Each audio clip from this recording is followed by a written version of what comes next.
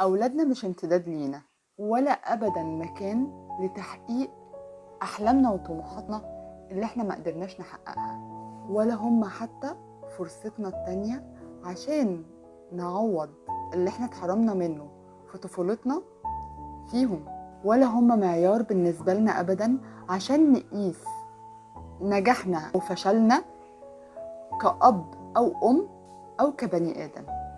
المهم ان احنا نبقى عارفين وواعيين الحاجات دي كويس قوي عشان نعرف نتعامل مع أولادنا من هذا المنطلق. لازم نتعامل مع أولادنا بحب. الحب هو اللي هيحركنا، ما بتحركش من باب خوف من المستقبل هيحصل لهم ايه. فلما اكون بتحرك من باب ان انا خايفة قوي عليهم، مش هقدر ان انا اديلهم الحب الكافي او اتعامل معاهم من باب الحب.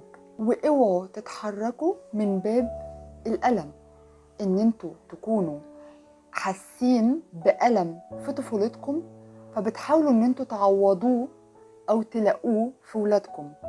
انا اتحرمت من حاجة معينة زمان فهعوضها في ابني دلوقتي، لان كل المشاعر اللي بتحرك منها دي بتأثر بشكل كبير قوي في اسلوبي في تعاملي معاهم وعلاقتي بيهم واسلوبي في تربيتهم. ابنك او بنتك مش هتحقق فيه رغبتك وطموحاتك.